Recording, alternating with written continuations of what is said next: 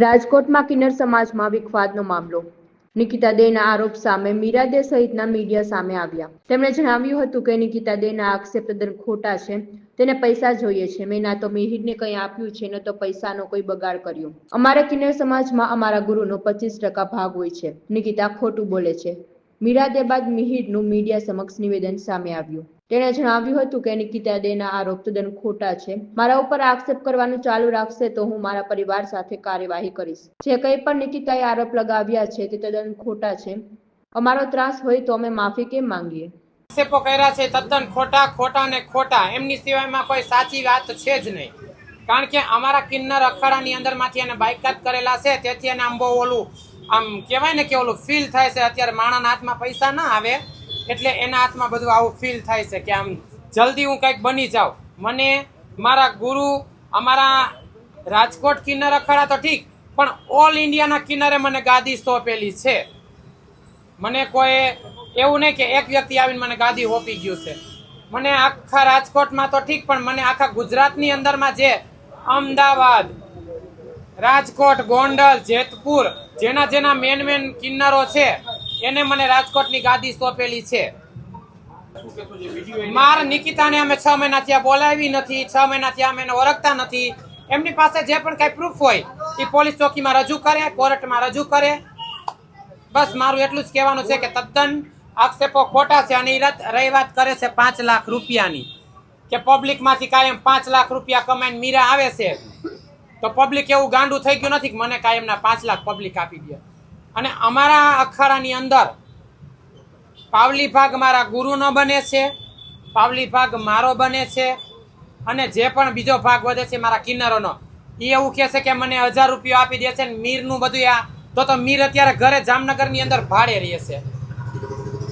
2 વર્ષથી મારે એમને કોઈ પણ એવો હોત તો એને બંગલો મેં લઈ દીધો હોત, એમને સરસ મજાના ગાડીઓ લઈ દીધું હોત. ગાડીઓની તો બધું મારા ગુરુના નામે છે, મારા નામે છે.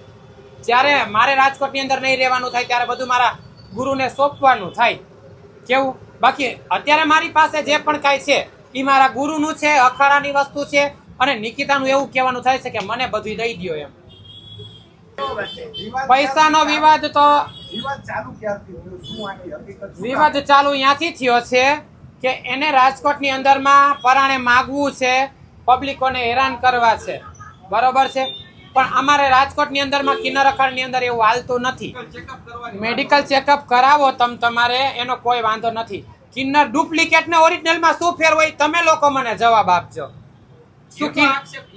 એને આક્ષેપ એવો કરેલો છે તો ઉપરથી કોઈ કિન્નર બનીને આવતો નથી, માના પેટમાંથી બનીને આવતો નથી.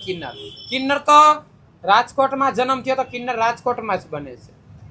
અને રહી વાત ઓપરેશનની, કે ઓપરેશન કરાવ્યા પછી કિન્નર ઓરિજિનલ થઈ જાય છે, તો એ વાત તદ્દન ખોટી છે. કિન્નર ઓરિજિનલ જ હોય છે, ચાહે ઓપરેશન થયા પહેલા અથવા ઓપરેશન થયા પછી. એની હાલચાલ બધી લેડીઝ જેવી, નાગણ જેવી જ હોય છે. જેમાં પ્રેમ કે પેલા હું એક છોકરો જ હતી અને નિકિતા એક છોકરો જ હતી. બરોબર છે, આ જ હકીકત છે. પછી તમે બેડી ચોકડીએ જાઓ કે માધા પર ચોકડીએ જાઓ, બરાબર, ને મેડિકલના ટેસ્ટ રિપોર્ટ કરવામાં આવે તો એનામાં ઓલરેડી હોર્મોન્સ એવા લેડીઝ જેવા જ હોય છે. એ તો ડોક્ટર તમને જાતા ફેરા જ કહી દેશે કે આ એક શું છે. બરાબર છે, પેલા ગે પ્રવૃત્તિમાં આવતા હોય છે, પછી ગેમાંથી કદાચ એને સારી બુદ્ધિ આવે કે અમારે સેક્સિવિટી વર્ક નથી કરવું તો એ કિન્નરમાં આવે છે. તો એમાં અસલી શું ને ડુપ્લિકેટ શું? કોઈ છરો મુકાવે ઓરિજિનલ થઈ જાય છે, કોઈ ઓપરેશન કરાવ્યા પછી ઓરિજિનલ થઈ જાય છે.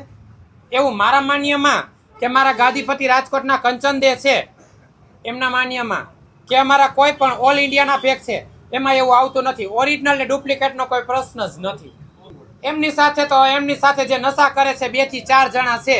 અને મારી સાથે અમદાવાદના 1500 કિન્નર છે.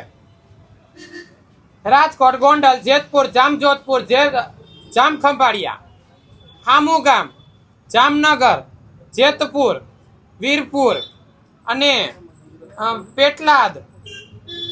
પેટલાદના કિન્નરો, પછી અમદાવાદના કિન્નરો, ઓલ ઇન્ડિયા ઓવ સૌરાષ્ટ્રના કિન્નર મારી સાથે છે. જો હું આજે ખોટી હોત તો કોઈ કિન્નર મારી ભેરા ઉભા ન રહેત. જો હું મિહિરને બધું આપી દેતી હોત તો મારા ગુરુએ ગાદી કેદુની મારી પાસેથી લઈ લીધી હોત. આ જ વાત હકીકત છે. પહેલા તો મારું નામ મિહિર છે.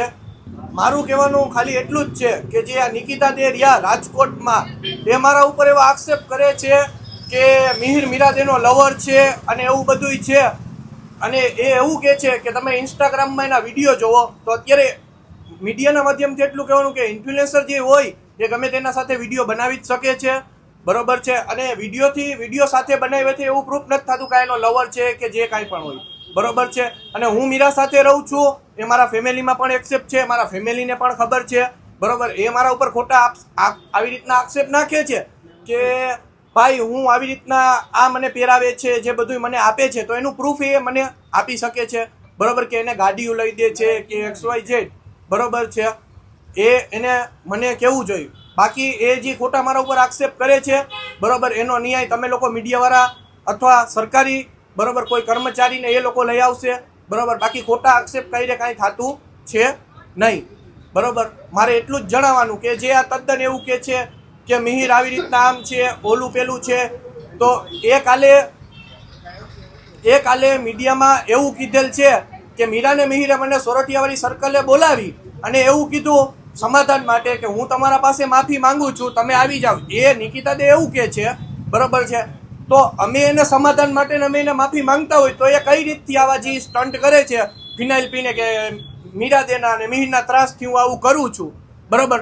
જો અમે એને માફી માંગવાનું કહેતા હોય, બરોબર છે, કે અમે ભાઈ તારા પાસે માફી માંગી લઈ છીએ, તો એ પછી આ આક્ષેપ તો ખોટા જ કરે છે ને કે અમે આના ત્રાસથી ને આવું બધું કરે છે, બરોબર. અને જો અમે એને ત્રાસ કે એવું કાંઈ પણ આપ્યું હશે, બરોબર, તો એ રજૂઆત કરે, બરોબર. મારું એટલું જ કહેવાનું છે કે મેં એને કોલ કર્યો કે મારું રેકોર્ડિંગ એના પાસે હોય કે ભાઈ મિહિરે ધમકી આપી કે મીરાદેએ ધમકી આપી, બરોબર. મારું ક્યાંય પણ આટલા દિવસમાં છેલ્લા મહિના દિવસમાં એના સાથે કોલ રેકોર્ડિંગ હોય, બરોબર, એ રજૂઆત કરે. બાકી ખોટી રીતના આક્ષેપ કરે નહીં, બરોબર. ખોટા આક્ષેપ કરશે તો હું એક ફેમિલીવાળો માણસ છું, બરોબર. તો હું મારું ફેમિલી બધાય સાથે લઈ અને હું કાયદેસરની કાર્યવાહી કરીશ ને આગળ વધીશ. મારો સમાજ મારા સાથે છે, બરોબર. બાકી ખોટા આક્ષેપ એને કહો કે આવી રીતથી ના કરે. બસ, આભાર.